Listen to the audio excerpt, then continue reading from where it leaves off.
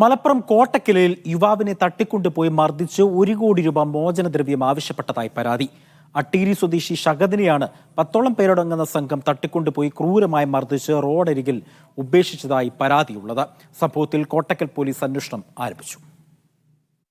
സംസാരിക്കാനുണ്ടെന്ന് പറഞ്ഞ് വിളിച്ചുവരുത്തിയാണ് സഹദിനെ സംഘം തട്ടിക്കൊണ്ടുപോയത്. പിന്നീട് കൊടശ്ശേരിപ്പാറയിൽ കൊണ്ടുപോയി യുവാവിനെ ആയുധങ്ങൾ ഉപയോഗിച്ചു മർദ്ദിച്ചു. തലയ്ക്കും കണ്ണിനും മൂക്കിനും പരിക്കേറ്റു. 1 കോടി രൂപയാണ് മോചനദ്രവ്യമായി ആവശ്യപ്പെട്ടത്. അവശനായ യുവാവിനെ പിന്നീട് ചങ്കുവെട്ടിയിൽ ദേശീയപാതക്കരികിൽ ഉപേക്ഷിക്കുകയായിരുന്നു. ഗുരുതരമായി പരിക്കേറ്റ യുവാവിനെ കോട്ടക്കലിലെ സ്വകാര്യ ആശുപത്രിയിൽ പ്രവേശിപ്പിച്ചു. സംഭവത്തിൽ പോലീസ് കേസെടുത്ത് അന്വേഷണം ആരംഭിച്ചു. കോട്ടൂർ സ്വദേശി ബാബു, നൌഫൽ എന്നിവരുൾപ്പെടെ കണ്ടാലറിയാവുന്ന 12ഓളം പേർക്കെതിരെയാണ് പോലീസ് കേസെടുത്തിട്ടുള്ളത്.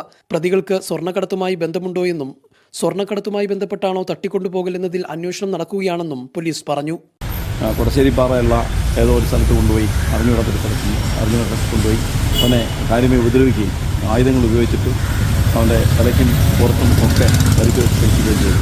അവർ തമ്മിലുള്ള എന്തോ സാമ്പത്തികത്തോടെ ബന്ധപ്പെട്ട് കിട്ടാനുള്ള കാശ് കിട്ടണം എന്ന് പറഞ്ഞിട്ടാണ് അവർ ആക്ഷേപം പറഞ്ഞിരിക്കുന്നത്.